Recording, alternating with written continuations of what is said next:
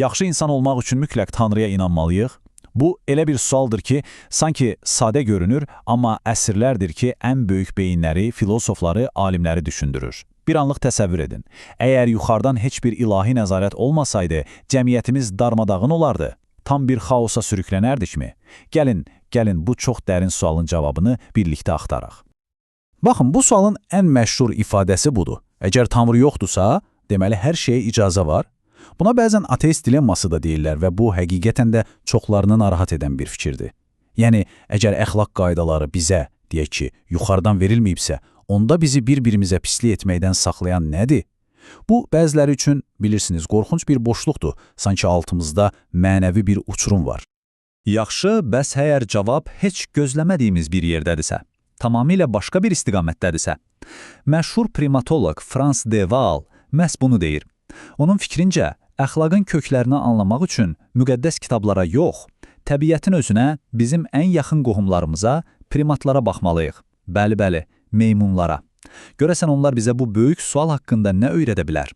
Yaxşı, gəlin əvvəlcə ənənəvi, geniş yayılmış bir fikrə baxaq. Buna cila nəzəriyyəsi deyirlər. İdeya çox sadədir. Bizim bütün əxlaqımız, mədəniyyətimiz, yaxşılığımız sadəcə nazik bir ciladır, bir boyadır. Və bu cilanın altında bizim əsl, vəhşi təbiətimiz gizlənir. Yəni, bu nəzəriyyəyə görə biz içimizdə əslində egoist və hətta qəddar varlıqlarıq. Bu fikrin ən səs-küylü tərəfdarlarından biri də bax bu gördüyünüz Thomas Henry Huxley olub. O təbiətə amansız bir döyüş meydanı kimi baxırdı. Fikirləşirdi ki, bizim bütün əxlaq dediyimiz şey sadəcə içimizdəki o vəhşi heyvanı zəncirləmək üçün apardığımız davamlı, yorucu və çox vaxt uğursuz bir mübarizədir. Yəni, yaxşılıq bizə təbii deyil. Biz onu hər gün, hər an yenidən qazanmaq üçün savaşmalıyıq. Deməli, qısacası, bu cila nəzəriyyəsinə görə əxlaq süni bir şeydir, nazik bir örtükdür. Bu fikrə inansaq, cəmiyyətin, dinin qoyduğu qaydaları bir anlıq götürsək, biz dərhal o egoist, vəhşi təbiətimizə qaydarıq. Həqiqətən də olduqca pessimist bir mənzərədir, elə deyilmi? Və bu kinayəli baxış, baxın, bu məşhur statda özünü necə də aydın göstərir, deyir ki, bir fədakarın üzərini cızın, bir riya qanının axdığını görəcəksiniz. Yəni, ən səmimi görünən yaxşılığın altında belə mütləq gizli bir egoist məqsəd var. Həqiqətən mi belədir? Biz insanlar həqiqətən də bu qədər riyakarıq. Yaxşı, bəs əgər bütün bu bədvin nəzəriyyə kökündən yanlışdırsa, bəli, Frans de Waal məhz bunu deyir. O bizə tamamilə fərqli bir yol təklif edir. Deyir ki, əxlaqın mənşəyini anlamaq üçün göylərə baxmaq lazım deyil. Elə yerə, bizim ən yaxın qohumlarımıza, primatlara baxmaq kifayətdir. Gəlin görək, o, heyvanlar aləmində nə tapıb? De Waal'ın müşahidələri açığı heyrətamizdir. Təsəvvür edin. Şimpanzələr dalaşandan sonra gedib inciyən tərəfə təsəlli verirlər, onu qucaqlayırlar. Və ya Pioni adlı qoca, artritdən əziyyət çəkən bir şimpanzəyə heç bir qohumluğu olmayan gənc dişlər kömək edir ki, su içə bilsin. Başqa bir hekayədə Daisy adlı şimpanze ölən yoldaşı Amusun altına rahat olsun deyə yonqar yığır. Bütün bunlar nəyi göstərir? Empatiya, fədakarlıq, bu hisslər təkcə bizə aid deyil. Bunlar təkamülün bizə verdiyi dərin, köklü instinktlərdir və heç bir müqəddəs kitab onlara bunu etməyi öyrətməyib. Ancaq məsələ təkcə xeyirxahlıqla bitmir, elə deyil? Əxlaqın başqa bir çox vacib təməli var, ədalət hissi. Və ən maraqlısı odur ki, haqsızlığa dözə bilməmək, buna qarşı üsyan etmək də təkcə bizə, insanlara xas olan bir şey deyilmiş. Baxın, bu məşhur təcrübə hər şeyi sübut edir. Deməli, iki qapçini meymununa kiçik bir tapşırıq verirlər və əvəzində onlara xiyar dilimi təklif edirlər. Hər ikisi də məmnuniyyətlə işləyir, amma sonra təcrübəni dəyişirlər.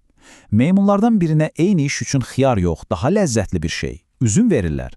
O biri meymun bunu görən kimi nə olur? Dəli olur, qəzəblənir, öz xiyarını götürüb alimin üzünə çırpır. Yəni, bu ədalətsizlikdir deyə etiraz edir. Bu, ədalət hissinin nə qədər dərin, nə qədər ibtidai bir instinkt olduğunu göstərir. Beləliklə, görürük ki, primat dünyası bizə iki fərqli model təqdim edir. Bir tərəfdə daha çox güc mübarizələrinə, iyerarxiyaya meyilli olan şimpanzələr var. Digər tərəfdə isə daha sülhsevər, gərginliyi münaqişə ilə yox, sosial bağlarla həll edən bonobolar. Əslində, bizim insan təbiətimizdə də bu iki tərəfin ikisi də var. Həm rəqabət, həm də əməkdaşlıq. Hansı tərəfimizi daha çox inkişaf etdirmək isə, deyəsən, artıq bizim öz seçimimizə qalır. Bütün bu misallar, bu təcrübələr, müşahidələr hamısı bizi Frans de Waal'ın əsas ideyasına gətirib çıxarır. Əxlaq yuxarıdan aşağı endirilən bir şey deyil, aşağıdan yuxarı qurulan bir şeydir. Yəni o bizim təbiətimizin üstünə çəkilmiş nazik bir cila deyil. Xeyr, o elə təbiətimizin özülüdür, təməlidir. Gəlin əxlaqı bir bina kimi təsəvvür edək. Bu binanın təməli nədir? Empatiya və bir-birinə yardım etmək instinktləri. Bu, bizim heyvan qohumlarımızla bölüşdüyümüz təməldir. Bəs divarlar?